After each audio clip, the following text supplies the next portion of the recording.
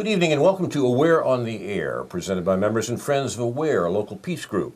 The name Aware is made up of the initials of our full name, Anti-War, Anti-Racism Effort. I'm Carl Estabrook. We're recording this at noon on Tuesday, August 8th in the studios of Urbana Public Television, Urbana, Illinois, back after a summer vacation. Our subject is the wars the U.S. government is waging around the world, and the racism against people in foreign countries, encouraged sotto voce by our government as an excuse, not the reason, for the wars. At this moment, the U.S. is making war and killing people in Afghanistan, Iraq, Libya, Pakistan, Somalia, Syria, and Yemen. And by the way, as of today, the Philippines as well. The drone strikes on the Philippines that characterized the Obama administration seem to have been resumed by the Trump administration. Thousands of U.S. troops are fighting in these wars, although most Americans are not aware of it. In addition, the 70,000 members of the U.S. Special Operations, 70,000 members of the U.S. Special Operations Command, are active in 3/4 of the countries of the world. Their activities include kidnapping, we call it rendition, torture, and murder. As the rest of the world recognizes, but Americans don't, they are nothing less than American death squads. There's a lot of news about U.S. government war making this week, but you don't get a very clear account of it in the American media, which are dominated by the pro-war U.S. political establishment. We'll try to give a better account tonight, beginning with a special announcement from our researcher and cybersecurity expert, Dr. No, whose secret identity, by the way, is J.B. Nicholson. Whoops, that's a leak, isn't it? Okay, well, we just leaked that. Dr. No writes, quote, "That's it. I've had it with the low ratings on these emails I've been sending only to you. Since Rachel Maddow's ratings are the highest of her career right now, now that she spends most of every show covering nothing but Russiagate, I'm taking a page out of Maddow's book and going with all Russia all the time. Russiagate, now with a new plot line." Didn't like the old Russia hacked the U.S. election plot line? No problem. We've got a different narrative now. The old plot. Using methods that are only hazily described and don't have any evidence to back them up, Russia, under the direct command of Putin himself, ordered a hacking of the U.S. election, thus steering victory to Donald Trump. New plot. President Trump's businesses are a means for Russian mobsters to launder money. Trump's presidency is insufficiently separated from his businesses. Illegality is present, and conviction is assured. RT's, the Russian broadcaster like the BBC, RT's Crosstalk covers the RT angle on this, since RT and Sputnik, another Russian broadcaster, get named as propagandistic outlets by U.S. mainstream media. Voice of America and BBC and CNN, of course, are not propagandistic outlooks. I know you're a fan of Crosstalk. Absolutely. It's a good show.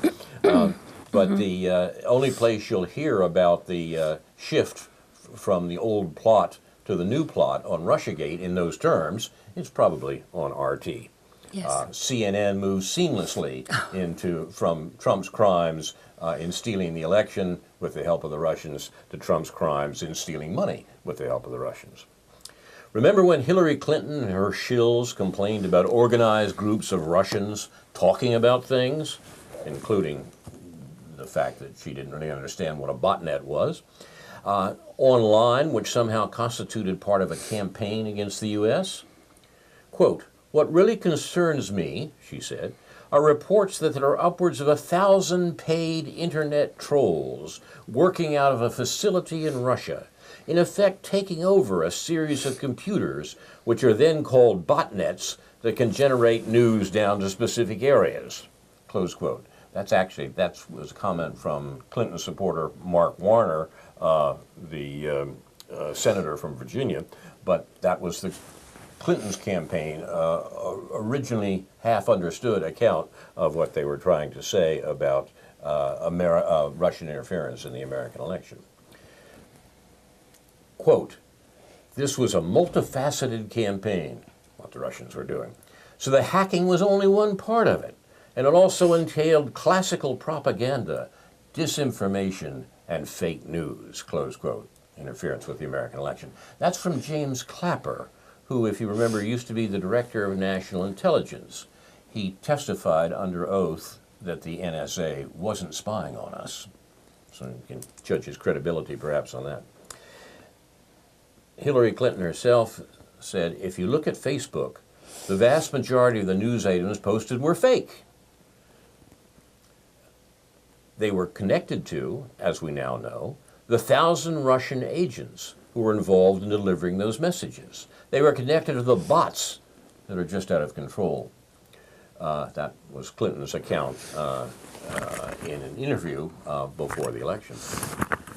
So the problem is, according to our cybersecurity expert, there's no clear narrative connecting the old and new plots.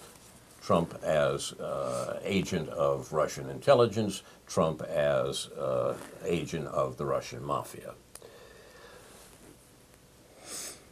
There is a matter here that is, however, easily dismissed as fake news, conspiracy theory, and something we should not pay any attention to, and that's the Seth Rich murder. And our cybersecurity expert suggests that perhaps that conspiracy should not be dismissed so easily. He writes, Democracy Now! Knows who's boss, so Amy Goodman shows she's down with the program. Goodman offered up a headline aimed at getting us to dismiss Seth Rich and stop wondering why he was shot dead, said to be the victim of a robbery in which nothing was taken, and apparently view it as a mere coincidence that Rich was working with the Democratic National Committee and in a capacity that would have given him access to the emails copied and sent to WikiLeaks, blamed, of course, on the Russians. And still no hint of any Democracy Now! Coverage of that pesky DNC lawsuit in which the Democratic National Committee lawyer Bruce Spiva basically said they don't owe the public a fair primary process. I guess the public should feel lucky if it gets any role to play at all, because, and I'm quoting here, this is the Democratic Committee's lawyer's account of it, if you had a charity where somebody said, hey, I'm going to take this money and use it for a specific purpose, and they pocketed it and stole the money, of course that's different. But here, where you have a party that's saying, we're going to, choose our standard bearer and we're going to follow these general rules of the road, which we are voluntarily deciding, we could have voluntarily decided that, look, we're going to go back into back rooms like they used to and smoke cigars and pick the candidate that way. That's not the way it was done, but they could have. And that would have also been their right, and it would drag the court well into party politics, internal party politics, to answer those questions. His point is that you haven't any right to ask about what the Democratic National Committee was doing in choosing their nominee, and of course, as the emails revealed, working desperately to make sure that the most popular nominee, Bernie Sanders, was excluded. Remember when Clinton told the big oil companies that environmentalism is a Russian hoax bent on wrecking the economy? She reportedly said, and I quote, we were up against Russia pushing oligarchs and others to buy media. We were even up against phony environmental groups, and I'm a big environmentalist, but they were funded by the Russians to stand against any effort, that pipeline, that fracking, that whatever will be a problem for you, and a lot of the money supporting that message was coming from Russia. That's Hillary Clinton herself talking about her defense of fracking and the oil industry. Sputnik News, by the way, included the last paragraph of that piece from Hillary Clinton. Quote, it's notable that the speech occurred in 2014 before she officially began running for office, signaling that her hysteria that Russians are lurking behind everything that she opposes is not merely a contrivance in response to leaked documents in the 2016 election, but rather spoke to some broader issue in her thinking.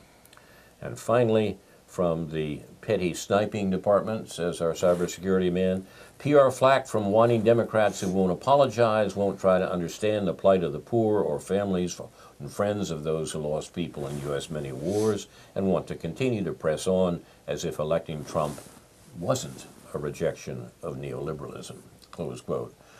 He might mention here that there was very interesting survey data recently that in the crucial states that Clinton lost, a lot of the people who voted against her voted precisely because of her support for the war in the Mideast. And that was, of course, not much talked about at the time. Finally, the news site Politico, strongly pro-democratic, pro-Clinton and so forth, their current material references Trump 16 times in one article, but never as president. It's definitely decided by the political establishment that Trump is not a true president, and indeed, he won't be around much longer.